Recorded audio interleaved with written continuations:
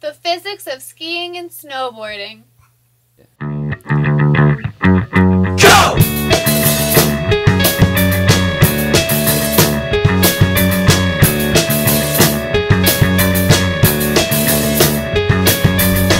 We've got our tracks covered thanks to your older brother. It's not the moonlight that sets me off, it's not the money that makes me starve. It's my impeccable disorder where I keep on falling for her. It's not the way my mother talks, it's not the people that she mocks. It's the nature of the experiment, it's the patterns of my temperament. It's the nature of the experiment that's taken me in increments. By Nicole Lindberg, Danielle Toussaint, Christy Bond, and Brian Walsh. Friction is a force that occurs whenever two objects come in contact or rub against each other. Friction can make you stop, slow down, and if you're turning fast, you have more friction, which also slows you down. And if you have more mass, then you have more momentum. And friction can help you stay in control. It's a wonderful thing.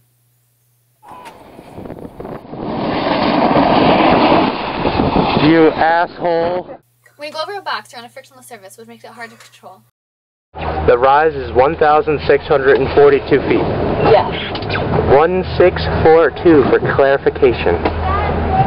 And we are going to need potential energy going up. Potential energy is energy stored within a system as a result to its configuration or position. And Kevin Ayers is the one filming that. Don't know what you're talking about. To calculate our potential energy, we multiplied our mass plus the mass of the gondola to get 2,500. Then we multiplied gravity, which is 10, and then we also multiplied 1,642 feet for our distance, and then we got 41,050,000 joules. The greatest potential energy is located at the top of the hill. As you ski down the hill, your potential energy decreases and kinetic energy increases. Acceleration is a change in an object's speed. A negative acceleration is a deceleration. To slow down when skiing, you must make a snowplow. To speed up or accelerate when skiing, you must point your skis down the hill and keep them parallel. Everybody knows what gravity is. It's the force that pulls you towards the center of the earth. Duh.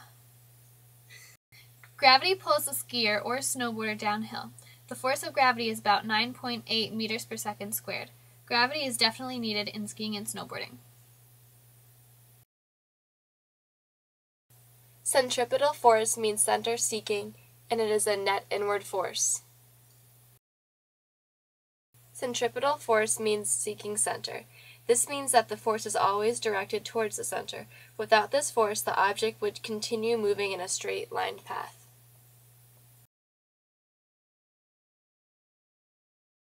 In racing, centripetal force is used a lot to pass your opponents and win. Newton's first law of motion states that a body in motion tends to stay in motion unless acted upon by an outside force. For example, when a skier or a snowboarder is going down the hill, they have no forces acting on them other than gravity. However, if they were to hit a tree or another boulder, they would stop because they would be acted upon by another force. Newton's third law of motion says that for every action there is an equal and opposite reaction.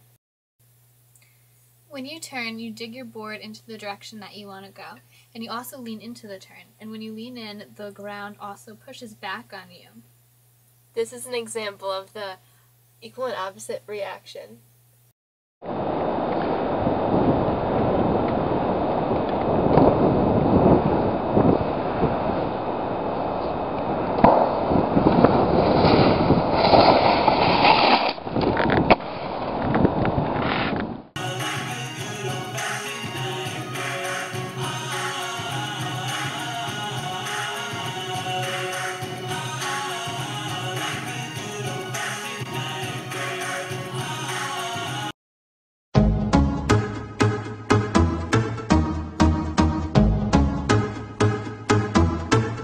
alone.